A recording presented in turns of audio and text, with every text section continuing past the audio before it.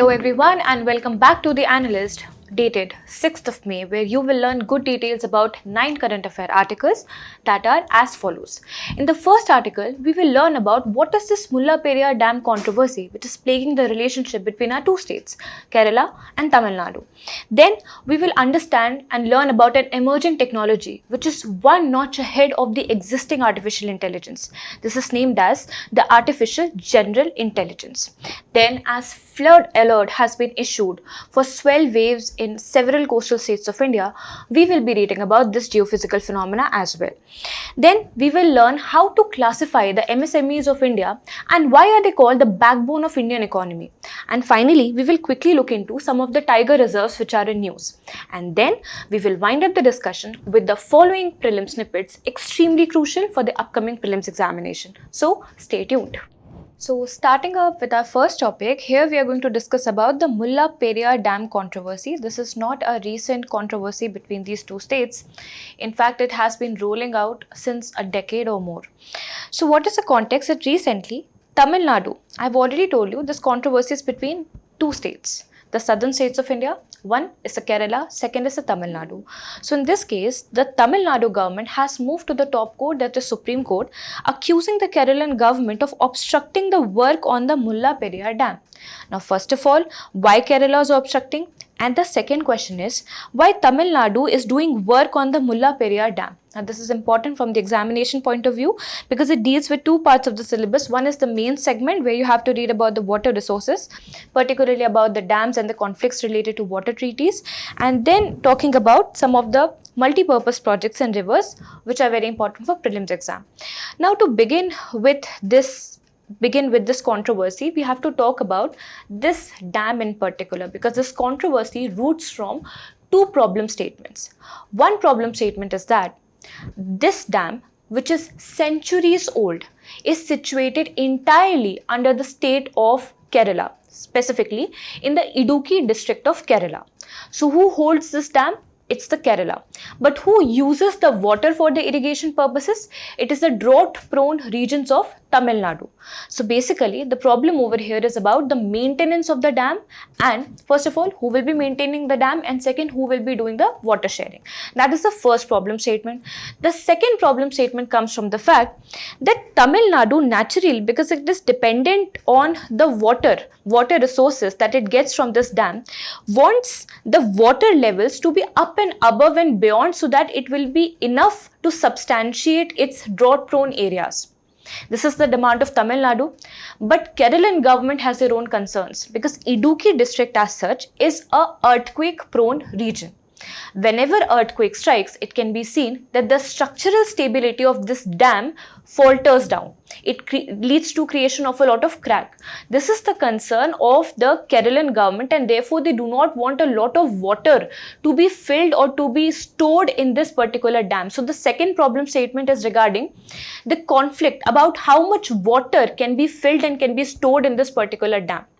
Exploring about this dam further, first of all, you should know that this dam is known as Mullaperiyar Dam because it is in the confluence of two rivers.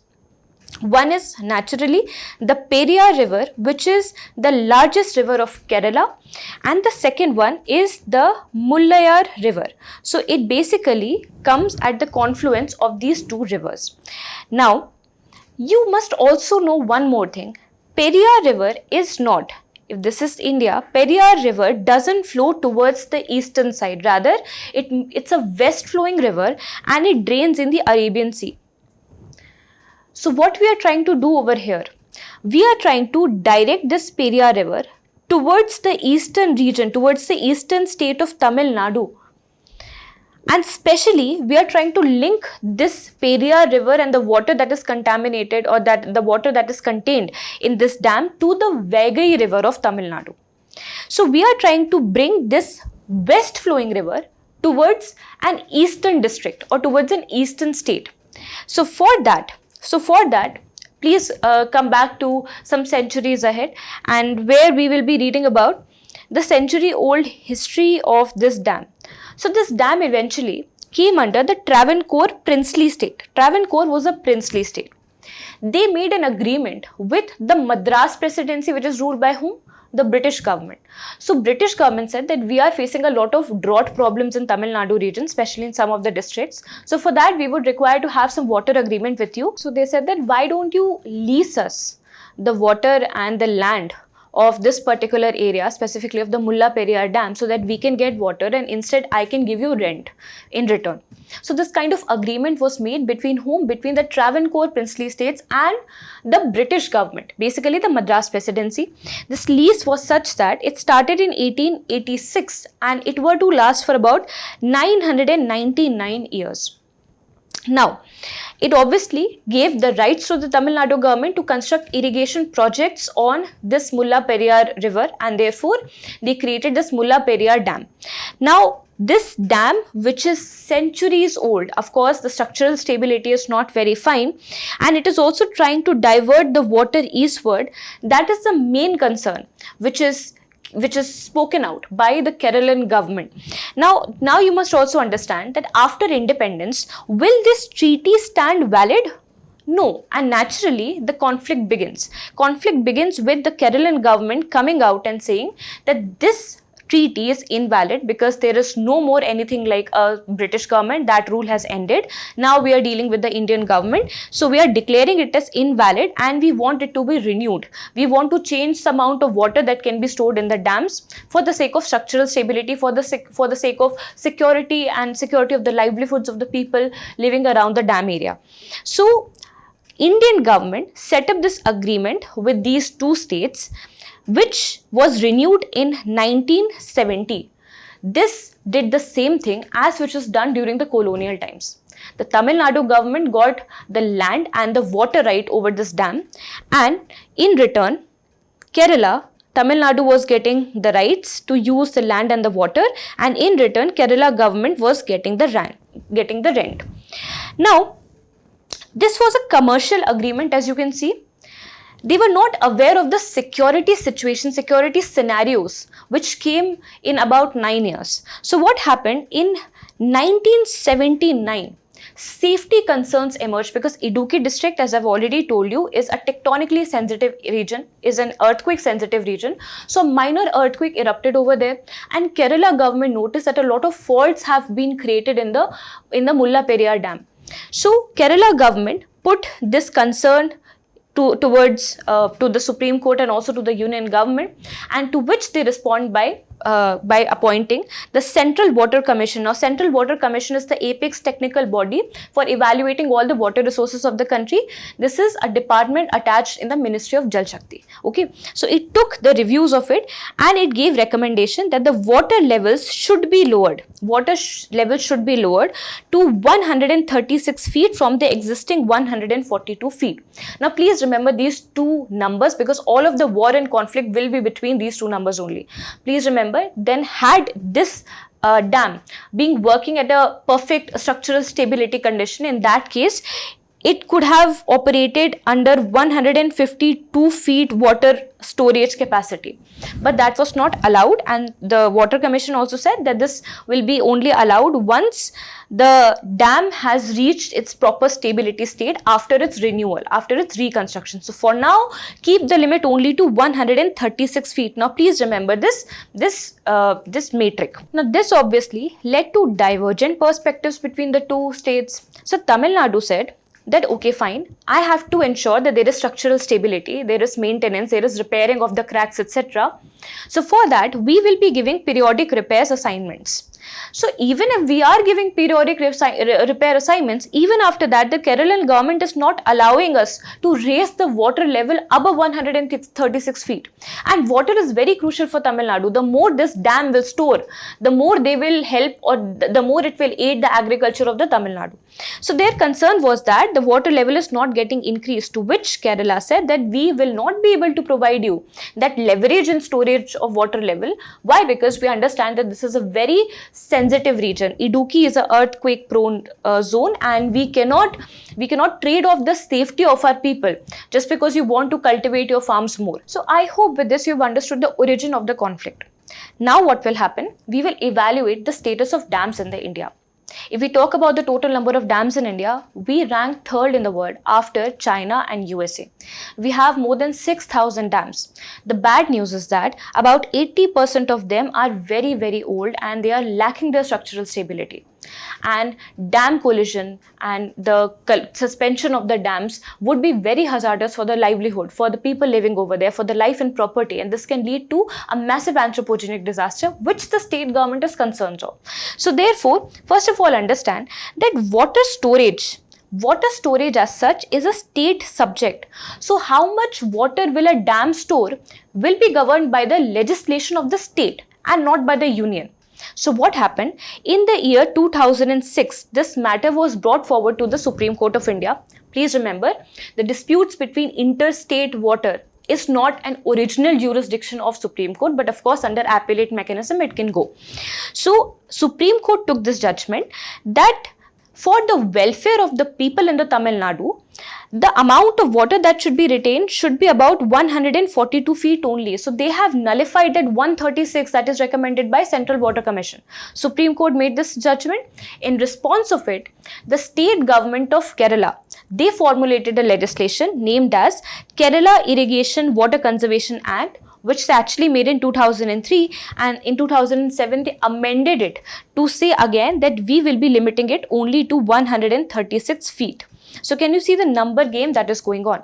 Again, Supreme Court got very furious with it, and Supreme Court back in 2014 again reinstated that this particular judgment is unconstitutional in nature, and therefore we should be able to restore again 142 feet of water storage. So currently Supreme Court is telling that you should be able to store 142 feet worthy of water in the Kerala Mullaperiyar Dam. So now you understand that it should be the initiative of water storage. You must also know that any kind of interstate water dispute comes under the concurrent list.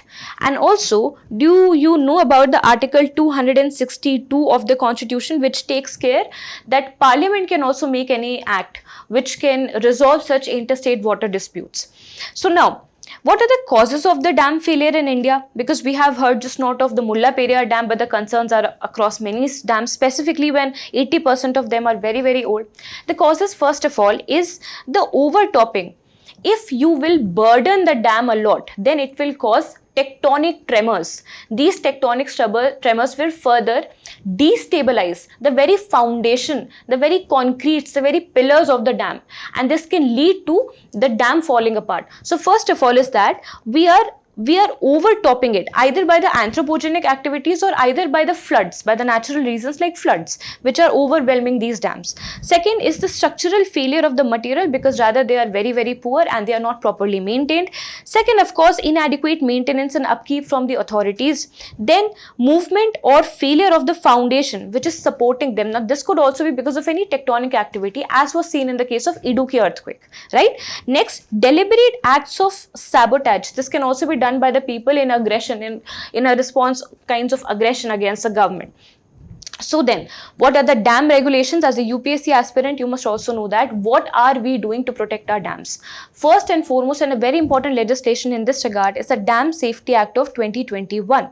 Having understood that we have got a lot of dams vulnerable towards rupture, so therefore this has created an institutionalized mechanism. Institutionalized mechanism means that the provisions of these acts will be overseen by a body at both national and state level, and this overseeing body will be known as National/State Committee on Dam Safety.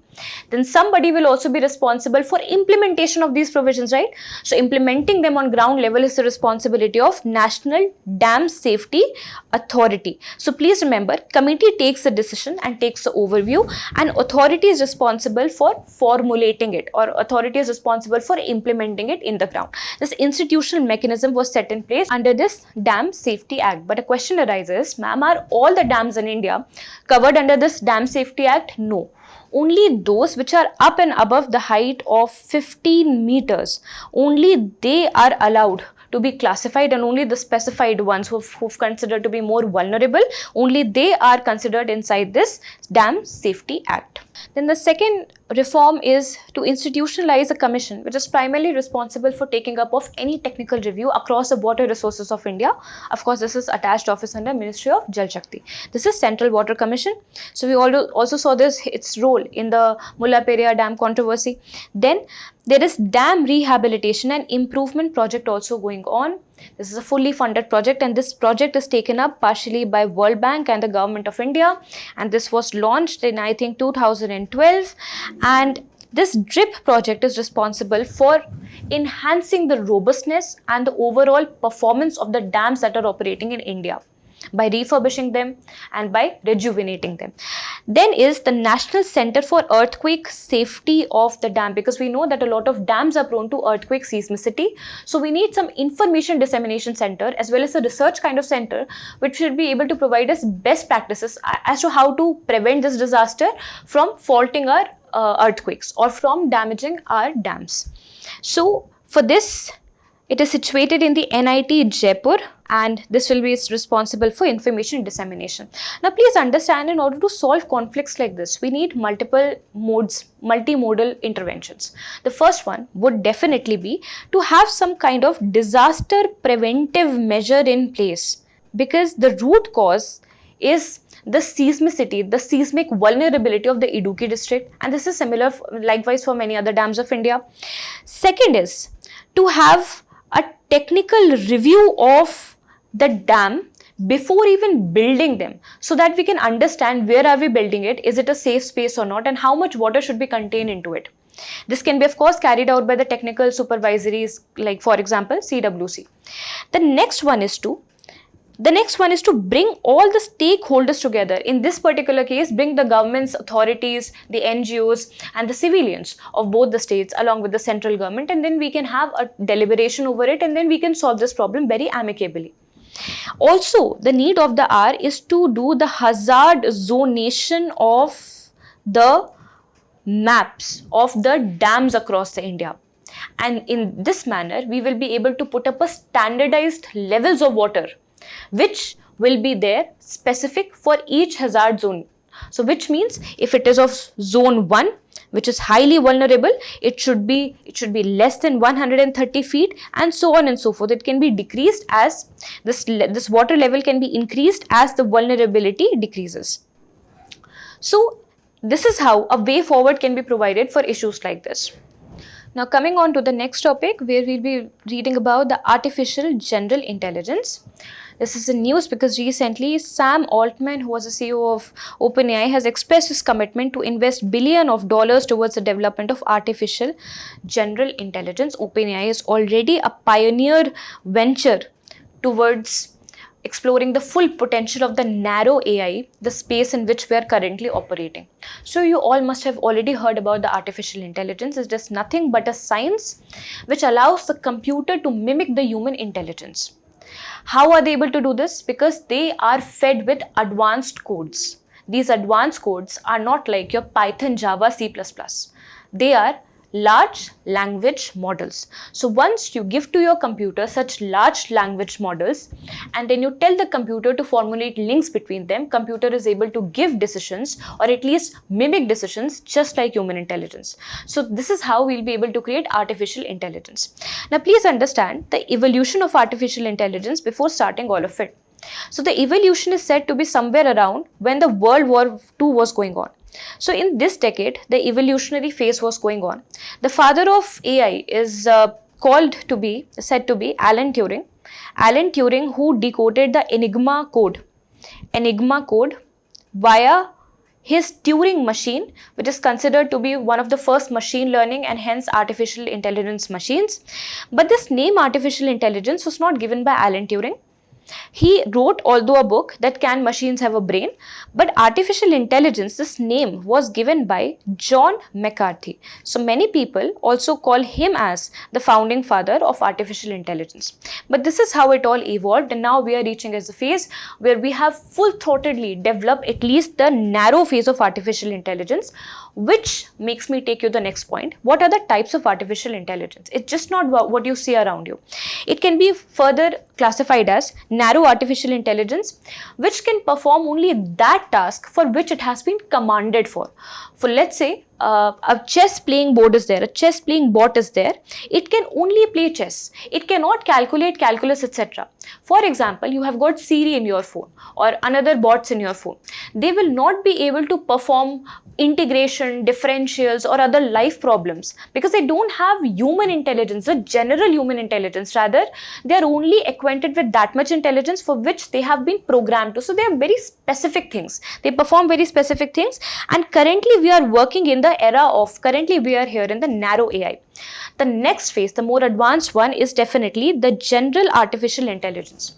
Now in here, the computer just does not mimics the human intelligence, but it is said that when we achieve this phase, the computer would also have achieved what we know as the general human intelligence, which includes having common sense, having rationality, having logical interpretation. So a computer would be able to do all of that if we evolve into this stage of general artificial intelligence. The other one, which would be very detrimental, it is the super AI. Having or building that level of intelligence into the computer where the computer intelligence has far beyond surpassed the human intelligence. So it would be an era of computer dictatorship in a way. So this is a far-fetched dream right now. Currently, we are trying to progress into the general artificial intelligence framework. So I hope you've understood the difference between where we are right now and what are we trying to aspire. Now, when I was talking about artificial general intelligence, I already told you some of the traits that will be exhibited by the machines once they are programmed with such intelligence. It will be reasoning, having common sense, having abstract thinking. It can also be able to create some abstract images without being explicitly programmed for it. Why? Because it has observed things around it and it has understood what is the meaning of abstract, and it can compound all of it together in one image. So it will be able to have abstract thinking, background knowledge, transfer learning. It will be able to differentiate between the causes and effect, basically everything that a logical and rational human being can do. So moving towards this, why is this called as the summit or as the top-notch advancement in the field of artificial intelligence? Why? I'll tell you the reason. So in the case of narrow AI, what are we doing basically? We are training the computer for specific program. But please understand that the computer has been explicitly trained for the same. Not that in the broad AI or not that in the general artificial intelligence they will not be trained. But they will be trained with such large level models that they will learn to understand and decode the patterns themselves. They will learn to develop something which we call as the subconscious brain, where they will need not to be asked for or told for each direction. They'll be able to do it by themselves. This is general artificial intelligence. So this is the difference between them. Therefore, they'll be able to do more broader tasks even if they are not told to do so. So for example, your self-driving cars, if we achieve to that level, that could be one of the testaments of the general artificial intelligence. Now please remember, they will be able to perform observations, observation-based learning and rightful adoption to the same. General problem solving skill they will have reasoning, they will have understanding, they will also develop some subconscious brain, some consciousness and some self-awareness, which means it will be more aware, it will be more emotionally intelligent. And all of this doesn't require explicit coding. And that is why we are seeing that when we'll be able to reach the levels of general artificial intelligence, it means that we have reached the peak of AI development, peak or the summit of AI development. Now, interestingly, 2 tests have been revealed as to check whether a machine is actually becoming generally artificial intelligence or not.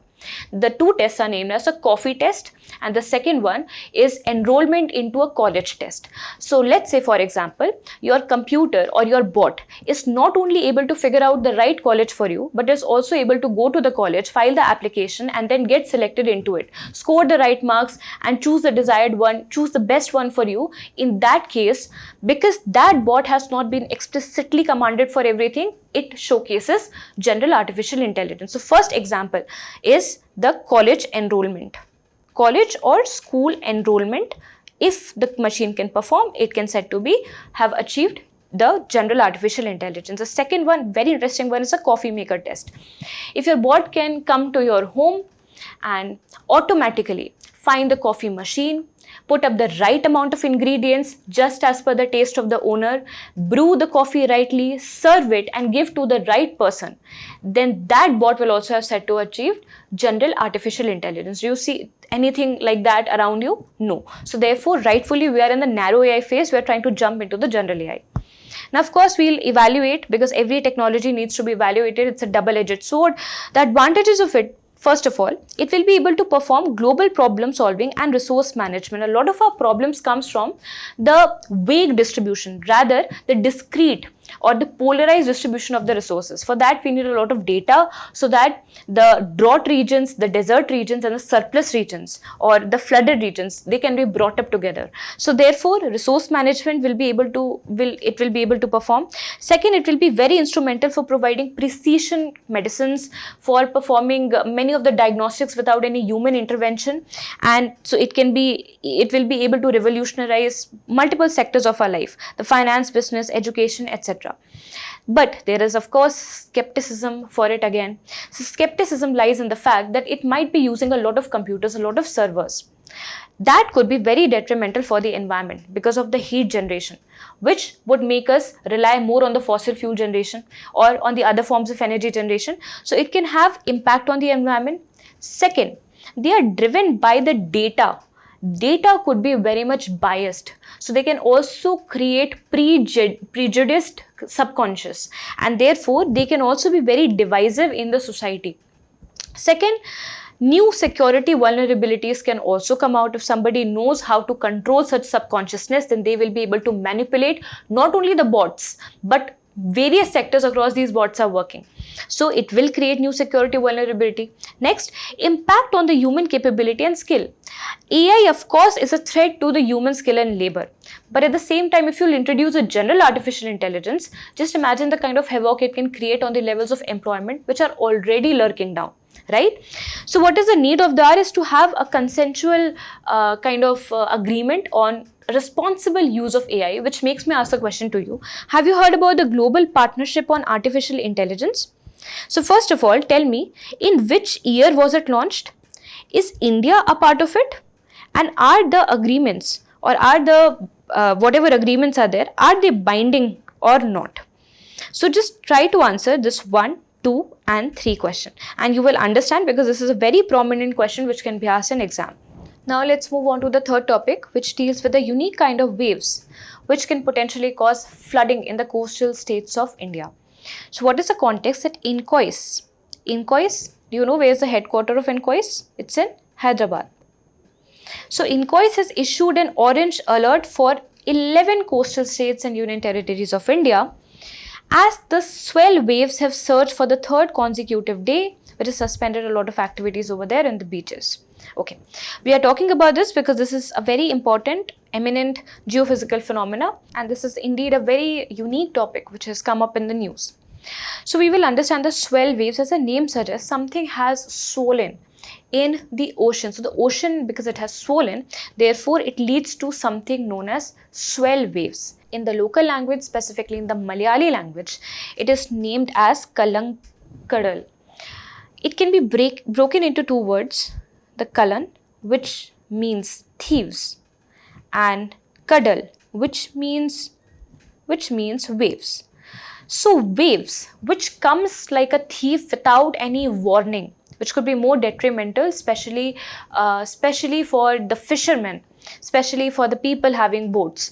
So therefore, they are known as thief waves, which basically reveals us their nature. So these swell waves are formed on the oceans, okay, and they can be detrimental once they come on the shore. So what are the reasons for it? How do they get developed? So first of all, they developed not because of the local winds. Please remember this. Now, to understand this in detail, please understand that the kind of waves that you see or the kind of surges that you see in the sea are because of some action which are taking place at different levels of depth. If at all, the disturbance has been on the surfacial level, then this is a surfacial surge, what we also call as the tidal waves. Second one is, if it is coming from a medial surge, if the origin is somewhere in the middle, then this is a medial surge.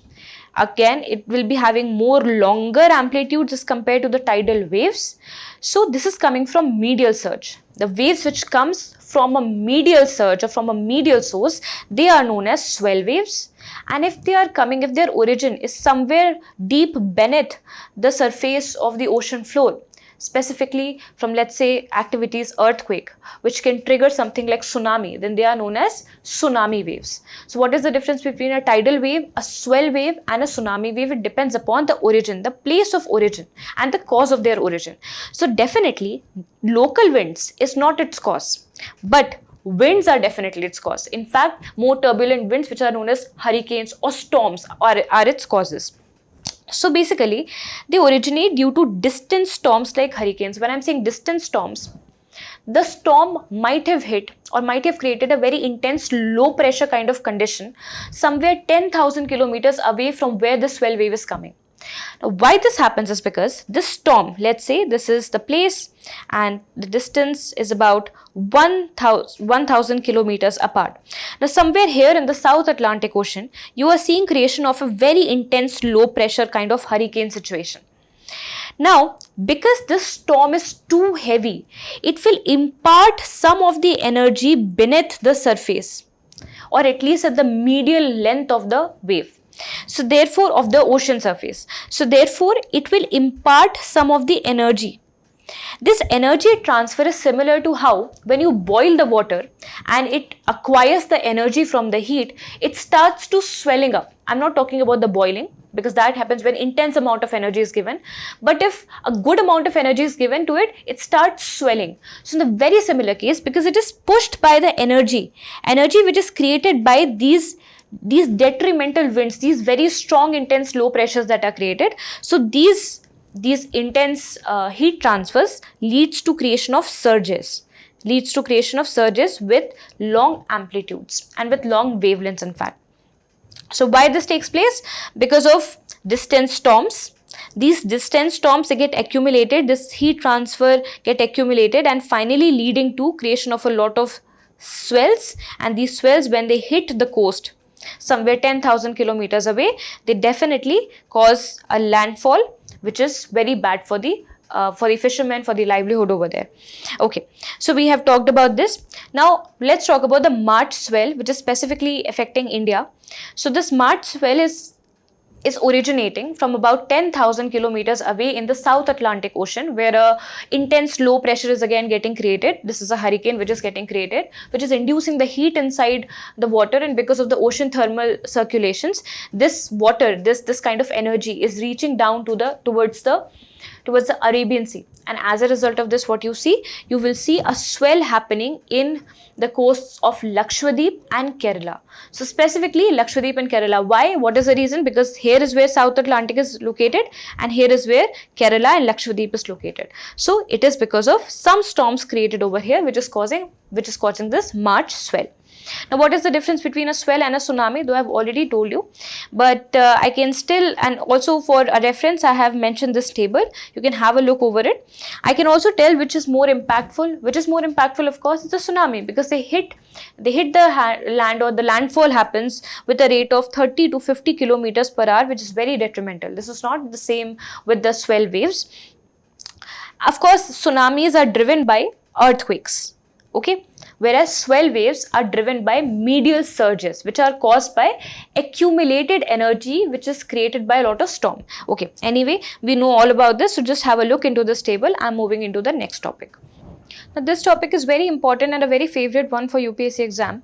MSMEs, that is the micro, small and medium enterprises, which is the backbone of Indian economy. And this is a news because a new provision that was made in the budget 2023-2024 said that made an amendment in the Income Tax Act, and it said that whatever anybody is procuring from the MSME, they have to give their payment back in 45 days. So this was basically to empower the MSME so that they can get their due credit, their due money in time, their due remuneration in the time. But at the same time, this disenchanted the large industrial owners who were procuring their material from MSMEs. Now, because of this tight timeline, this tight regulation, they have started diverting their procurements from the non-registered or from the non-MSME industries as compared to the MSME one. So it's basically causing more loss as compared to profit for the MSME. So definitely this regulation needs to be reviewed. So this is about MSMEs. Now first of all, we'll understand what is this MSME. So it comprises of all the micro, small and medium enterprises in the India, which is in fact a key pillar of the Indian economy because it entails 22% of the total employment. It employs 22% of the total people of India, which is only second after agriculture. Second reason is that it also contributes up to 45% of the total manufacturing output of India. Second thing is it also contributes somewhere about 45% to the overall exports that India makes. So definitely, it is a very important pillar of the economy which needs to be taken care of because it is also a very vulnerable section. Now, in order to promote the development of this MSME sector, government in 2006 will come up with this act, which is the MSME Development Act of 2006, which classified MSME on the basis of investment made. Now, please understand that this criteria has now been revised, and from 2020 onwards we see the classification that is made not on the basis of inputs that are given into the MSME sectors but on the basis of performance. So now the classification is on the basis of turnover it is creating. Okay, so please have a look that, and also this question has been explicitly asked in the UPSC prelims examination, so be clear with this fact. So the revised one says that first of all, in the previous ones, there were two broad classifications, one for the manufacturing, the other standard for the services. Now both of them have been clubbed together. So there's no distinct classification now. It's under one thing only, manufacturing and services. Now they will be classified as a micro enterprise if their investment is less than 1 crore and their turnover is less than 5 crore. So here, what is the benchmark? 1 and 5. Now, if it is to be small one, then the benchmark is less than 10 and less than 50. Now, if it is to be a medium enterprise, the benchmark is it has to have investment of less than 20 crore, turnover of less than 100 crore rupees. So, in this manner, you will be able to bracketize the micro, small and medium enterprises. Please remember these investment and turnover limits very, very well, because they will be very helpful in the examination. So now moving on to the evaluation of this crucial sector. First of all, what is the significance? It's a boost for the rural development because majority, in fact 51%, more than half of the total MSME enterprises are located where? In the rural India. So with the rural India, we'll be able to achieve the final Viksit Bharat. So it's a boon for rural development, initiating a lot of rural employment. Next is contribution to the GDP and the exports. It contributes up to 20% of the total GV of the country. And when it comes to export, contributes up to 45% of the total exports that are marketed out from India. Then it leads to creation of a lot of employment. As I've already told you, it's the biggest employer of the country only after agriculture. Agriculture, though, is not that productive and it is led by a lot of agrarian miseries. This is more safer option as compared to agriculture, and hence it employs a lot of people. This will be able to solve the growing unemployment problem in the country. Then MSMEs are key to Make in India mission because most of these are driven by innovations, driven by small enterprises. For them to set up their business has a better economies of scale as compared to setting up very, very large businesses. So in a very small area with good amount of innovation, good amount of governmental support, they'll be able to contribute in Make in India and make it a successful movement. Then what are the recent government initiatives? Because government understands that MSMEs are extremely crucial for the economy. So then what are the initiatives? Let's have a look. First of all, they made all of them to register in a portal which is known as Udyam portal. So about 15% of the total MSMEs currently are registered into it. The Udyam portal is there. The second one is what if the government wants to provide them financial aid. So for that there is Udyami Mitra. There is Udyami Mitra portal. This is for providing credit availability for the MSMEs. And then government has also put, by the way, MSME in the priority sector lending of the bank. So that is also one good way forward. So by the way, government has also included the MSME sector in the priority sector lending of the banks. So which will obviously put an impetus towards how much amount of financial incentives and credits they are getting. So having proper finances is key instrument towards empowerment of MSMEs. So we have to take care of the finances, and that is done over here. As you can see that it is already a part of PSL lending. Now the next one is the creation of MSME Samadhan. Because what if their payments have not been made in the due time and they are running in losses? So in order to file complaints regarding the same, government has launched this MSME Samadhan as well. So these are some of the e-governance related initiatives. There are other initiatives as well. First of all is to ramp up their performance by providing them more financial aids and better technology and innovation capabilities. So this is the RAMP scheme, raising and accelerating MSME performance. The next one is Credit Guarantee Trust Fund for Micro and Small Enterprises, one of the first ever intervention by the government, Ministry of Finance in the year 2000. So this is basically to provide credit support, collateral free loans to the MSMEs. So you can avail it via this scheme. Next is a scheme for promoting innovation, rural industry and entrepreneurship. This is the Aspire scheme, again something which you can quote in your mains answers. Aspire scheme aims to promote rural innovation and entrepreneurship, especially for the MSMEs. So this is also launched by MSME Ministry. Please remember, first wali scheme, the RAMP scheme, the Aspire scheme, both of them are by MSME Ministry. The second one is by the Ministry of Finance. Then Interest Subsidy Eligibility Certificate, launched somewhere in 2015, and this particular scheme was basically to ensure against subsidies on the interest rates for the loans that have been procured or have been taken up by your MSMEs. Second one, credit linked capital subsidy. So basically here the government will be providing subsidies on the interest rate taken on loans, but specifically on the capital loans that are responsible for technology upgradation. So if we will be able to implement all of them to their fullest potential and with the right intent, with the right content, we'll definitely be able to empower the MSME and the Indian economy more so. So now can we talk about the tiger reserves, which are in use, extremely important from first of all mapping point of view, geography point of view, environment point of view. So anyway, the context here is that Maharashtra government is contemplating to carry out tiger translocation from Tadoba Andheri Reserve, which is situated at the eastern districts of Maharashtra, towards or onto the Sahyadri Reserve, which according to the 2022 tiger census has got 0 tigers in it. So therefore, we are trying to allocate the resources properly from a surplus region towards a deficit region. So along with this, in this particular article, many other tiger reserves were in use. So first of all, we'll understand that what are these tiger reserves? These are the protected areas which are governed by the Project Tiger. So Project Tiger came during the regime of Indira Gandhi government. So 1973 Project Tiger came. Okay. So upon that, many of the tiger reserves started getting declared. Now this Project Tiger is implemented by which agency? National Tiger Conservation Authority. Because it regulates the tiger reserves, any regulating body should be and must be a statutory body. So is this a statutory body? Yes. It is formulated by, it gets the power from the Wildlife Protection Act of 1972. But NTCA was established in 2006. So please remember the year in which NTCA was launched and in which year Project Tiger was launched. Now talking about the overall tiger reserves, we've got about 54 tiger reserves in the country, which is a variable number. Now this tiger reserve, if you talk about it, one of the first protected area or tiger reserve was Jim Corbett National Park.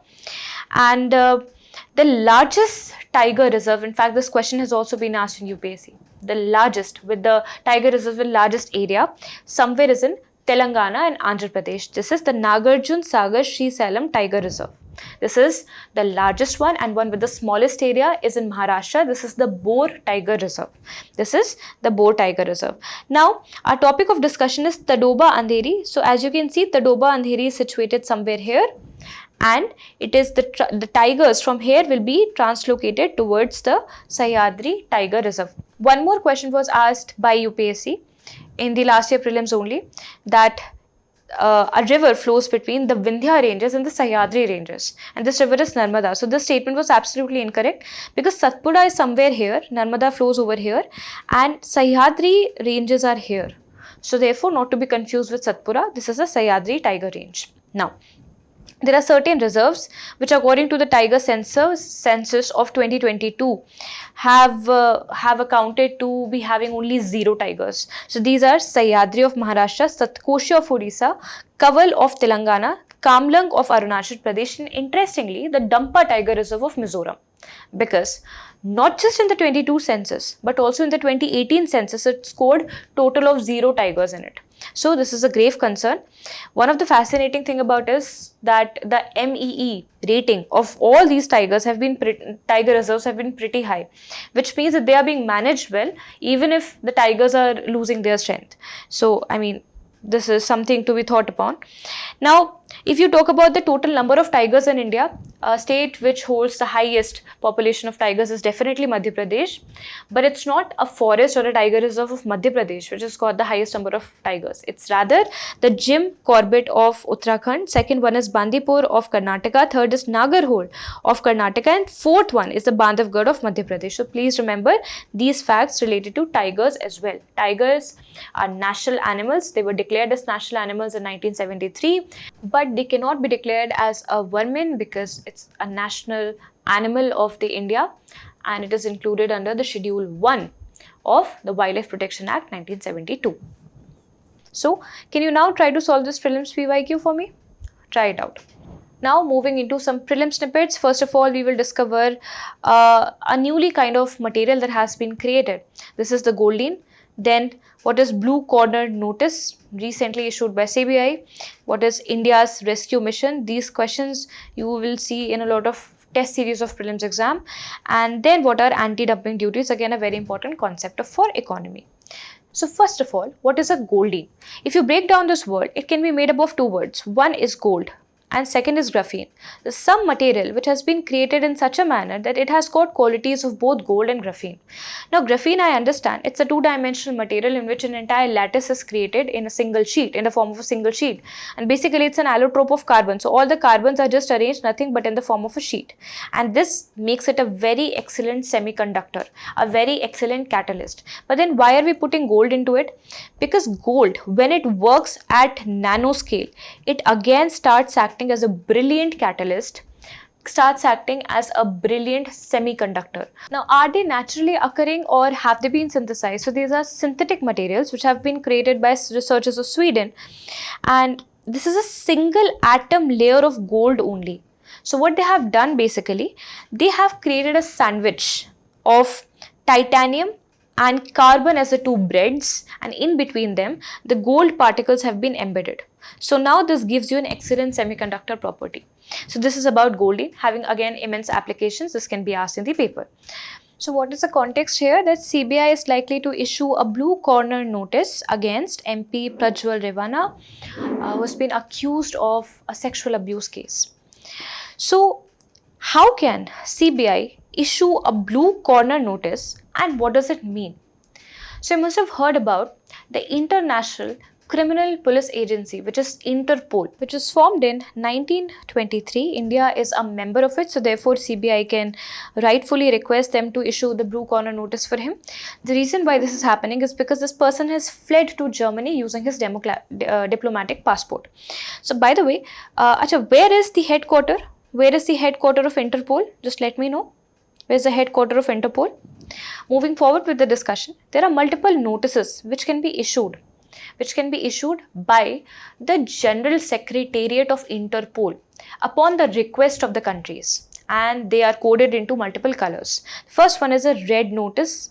Red means this is for a wanted person, to find information and to find the whereabouts of a wanted person, okay, in order to prosecute him. Second is a yellow notice. This is issued for missing persons. Then is a blue notice. This is for those persons against whom recently a criminal charge has been filed and they have fled off. So to know about their additional information and whereabouts, they issue blue notice across all the nation so that they can be found everywhere.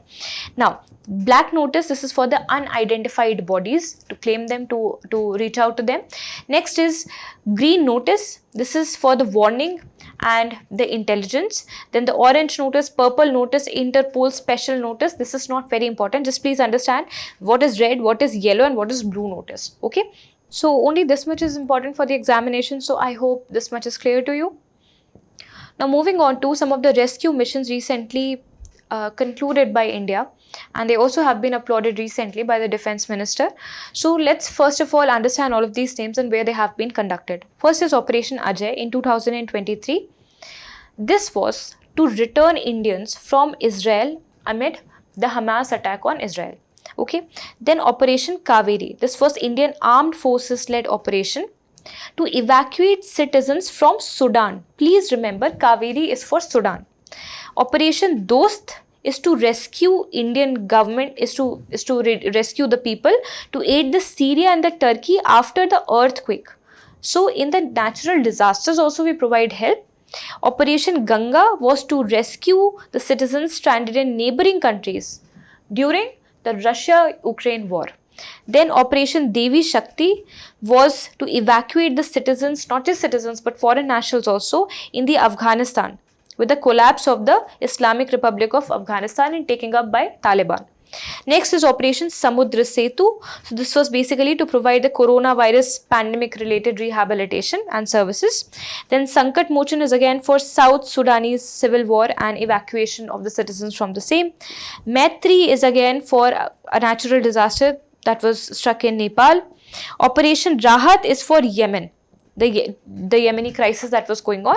So evacuation rescue mission was named as Rahat. So please remember them. Along with this, let me also ask you a very hot topic these days, the Operation Sankalp. So what is Operation Sankalp created for and by? And this is a very hot topic going on in news right now. So please be mindful of this. Now we will talk about economic concepts, anti-dumping duties. So there can be a lot of trade malfunctions that can happen because we are living in a globalized world. So a lot of malpractices can be done. In order to adjust those, compensate those, some trade remedials are offered by the Government of India, especially by the Director General of Trade Remedies, which is an attached office under Ministry of Commerce and Industries. So they provide three kinds of trade remedial functions. First of all is levying of anti-dumping duty, countervailing duty and the safeguard measures. Now just imagine the situation. Let's suppose that I have created a toy in India of worth of 10 rupees. And my Indian government has set a baseline level that no toy should be created, no toy of this particular kind should be below the normal level of 7 rupees. But then China understands this and China manipulates the value of its toy because it wants to dump a lot of its toys in Indian market. So it has decreased it by 5 rupees. Now this 5 rupees is a concern for us because this is below the baseline of 7. If it was 9, not a concern. But if it is below the normal 9 level, then we have to compensate it in order so that we have to protect our domestic manufacturers as well, domestic industry as well. So for that, what the government will do, government will put up an anti-duty. Now this duty would be 7 minus 5, that is of 2 rupees duty. So this 2 rupees duty will again make it to the benchmark price. So this will take care of the competitive advantage that India has. So basically, in order to create a level playing field, the first method is anti-dumping duty. Now what if India has created produced a lot of sugar, and at the same time, let's say Thailand has also created a lot of sugar. Okay, under the same circumstances, of the same quality, of the same parameters, everything is same. With the same value, same production, everything is same. But when Thailand produces it, Thailand says that it is of 80 rupees per kg. And when India produces it, India says that ours is of 100 rupees per kg. Now we can see that Thailand has not actually manipulated it according to the price of the India. But what we can see is that under the same condition, they are offering it at much lower prices. This can, of course, again hurt our domestic producers, our agriculturalists. So therefore, Indian government will countervail it. Wheel is like a curtain, like a parda. So that will be removed away. That parda was the subsidies that were provided by the Thailand government, which made the final output to be this much cheaper. So here, countervailing duty will be applied of how much rupees? Of 20 rupees. To offset this subsidy, tax will be levied of 20 rupees again bringing a level playing field.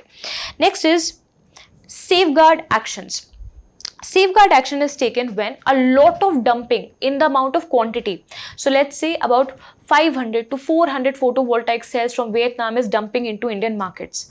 They're of the same price. They're not getting manipulated. They're not having less prices, but at the same time, a lot of them are there in the market.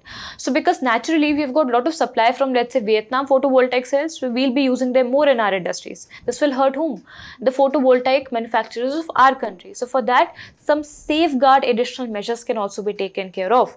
All of this is basically to provide a level playing field in the trade market across the world in a globalized space. So this was all about today's discussion. I had a great time taking it and I hope you enjoyed it as well. Thank you so much and have a nice day.